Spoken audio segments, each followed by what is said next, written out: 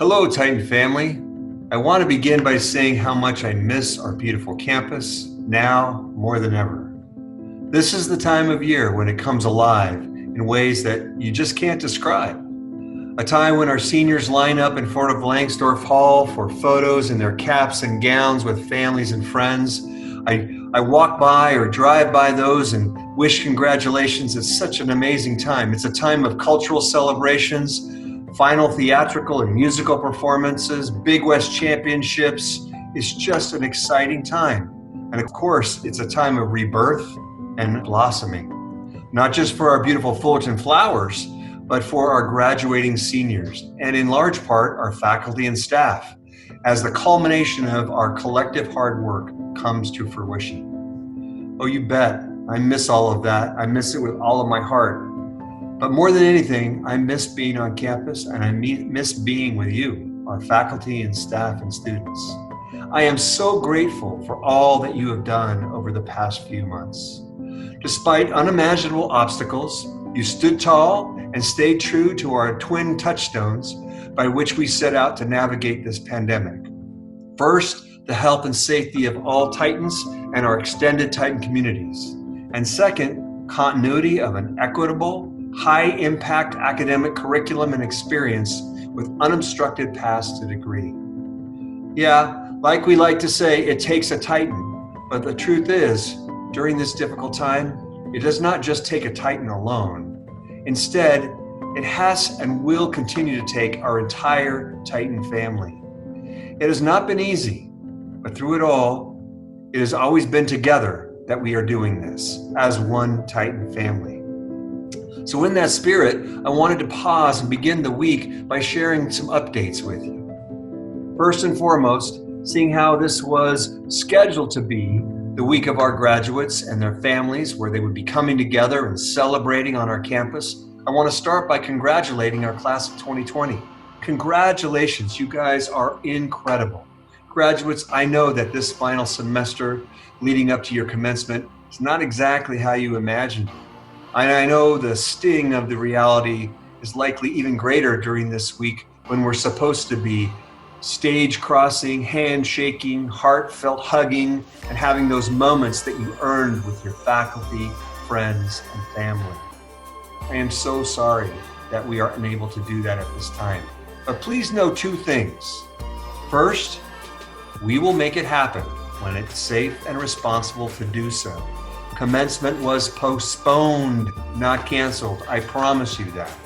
Second, we are working hard to make your June 13 virtual celebration an incredibly special and memorable experience for you and your families. And I look forward to celebrating with you then as well. As far as the rest of this message goes, truth be told, I fully planned on providing updates on everything I could think of, from our new credit, no credit grading modification this spring, to our cross-campus planning committees working hard to prepare for this coming fall. All terrific information made possible only by the hard-working Titans, like our financial aid and student business service officers that are working incredibly hard to get CARES funding out to all our students, and our Dean of Students office that is taking applications for emergency grants for students in greater need or for those who aren't eligible for CARES, including our DACA, undocumented, and international students. But as I began to put the update together for today, I realized two things. First, all that information is on our COVID-19 website and on the countless other communications and local and international interviews that we've been doing and sharing.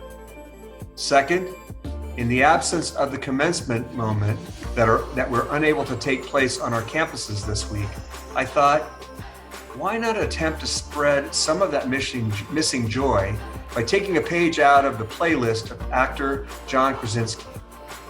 He started a web series during this pandemic entitled Some Good News, and it's dedicated entirely to, well, some good news. With all that in mind, for today's update, I will share just one of the countless Titan stories that brings some good news and much needed joy. It all starts with a few weeks ago when I was on my daily bike ride. I ride over to campus as often as I can to check it out. And I was riding by the Fullerton Arboretum, and I noticed many of the wonderful vegetable seedlings that are grown in our gardens were all lined up in their little seedling containers, and to be quite honest, they look kind of lonely. And as many of you know, these Arboretum seedlings are sold every spring at our Veggiepalooza event. What a great name, Veggiepalooza. And the Veggiepalooza event supports the Arboretum's environmental education programs, plant conservation, and of course, the beauty of our campus. Jules and I love to go to Veggiepalooza and buy our tomatoes there every year. Sadly, Veggiepalooza had to be canceled this year due to COVID-19. And what happened there? It left thousands of seedlings of more than 300 kinds of tomatoes and peppers and vegetables, all without new gardens to grow in. So when I saw them lined up in those trays, looking, as I said, lonely, I decided to do some digging, pun intended, to determine their fate in the absence of Veggiepalooza. Turns out, Greg Diamond, our Arboretum director, and his colleagues, Harriet Bodine and Greg Pongetti, were as passionate about finding a home for these seedlings as they are, and their team is, about growing them in the first place.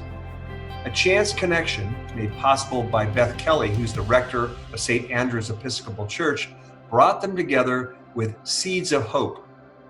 Now, Seeds of Hope is a ministry of the Episcopal Diocese of Los Angeles that addresses food insecurity across Southern California through a network of urban farms, food pantries, and meal programs.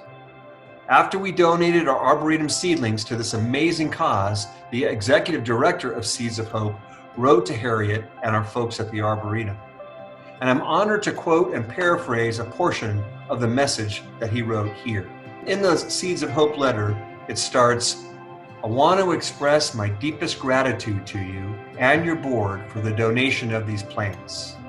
I know how disappointing it must have been for you not to have a plant sale the way you had planned. But Seeds of Hope, along with our partners at Solution for Urban Agriculture and the UC Master Gardeners, were able to rescue over 6,000 of your plants, and here's what we're going to do with them, or we've already done with them at this point. We are planting 2,000 of your plants at various sites located in low-income food desert communities. These are communal gardens where the produce is grown by and shared among the members of the community." How cool is that? 2,500 of your plants will be grown at a farm and food lab in the Great Park in Irvine, and their produce will go to Second Harvest Food Bank and the Orange County Food Bank. Another amazing thing. And UC Master Gardeners receive 1,500 of your plants, the majority of which will be shared with low-income families to grow their own food at home. Your generosity is going to make a meaningful difference in the lives of hundreds of households who are struggling during these challenging times and are struggling to feed themselves. Thank you again for finding such a creative and impactful solution for this unfortunate situation. We and the people we serve appreciate it more than you will ever know. Signed, Tim Alderson, Executive Director of Seeds of Hope. Now I gotta tell you guys, when I read that, I was so proud, so proud. I share this message with you because it's a way of underlying the theme it conveys. And it doesn't just apply to Greg Diamond and Greg Pongetti and Harriet, or the Friends of the Arboretum and their leadership teams, although these folks are certainly shining examples of it, and in this particular case, they were the catalyst for it. But this theme is equally applicable for all faculty, staff, students, and alumni who over the past few months have stood taller, dug deeper, and reached higher. Not just to carry out our educational mission, but also to be good stewards of place for our country, our state, our county, our nation. So, in addition to thanking Greg and Harriet and our entire Arboretum team, Beth Kelly at St. Andrew's Episcopal Church, and Fran Caldwell and the Friends of the Arboretum, Seeds of Hope, Solutions for Urban Agriculture, and UC Master Gardeners, what an amazing team. I also want to thank all of you, our faculty, staff, students, alumni, and partners for all that you have done these past few months to create similar stories, and there are a lot of them. Stories that epitomize who we are and how we create some good news for our communities when they need it most. Especially those of you donating to our emergency funds at giving.fullerton.edu/emergency funds. Like those seedlings, our work and generosity will eternally nourish, educate, and bring hope to a region and a nation that's just beginning to recognize what it takes to persevere during this kind of a pandemic and in the face of adversity. It takes compassion and care. It takes empathy and equity. It takes service and support. It takes grace and goodness. And you know what's coming. In other words, it takes a Titan. And you, my friends and colleagues, are the Titan that it takes. And if that's not some good news, well, I just don't know what is. So thank you, and rest assured, I'll be sending this to John Krasinski and anyone else who will listen, because I want them to know how amazing the Titan family is. Be well, my Titan family. Be kind. And as always, stay safe and strong.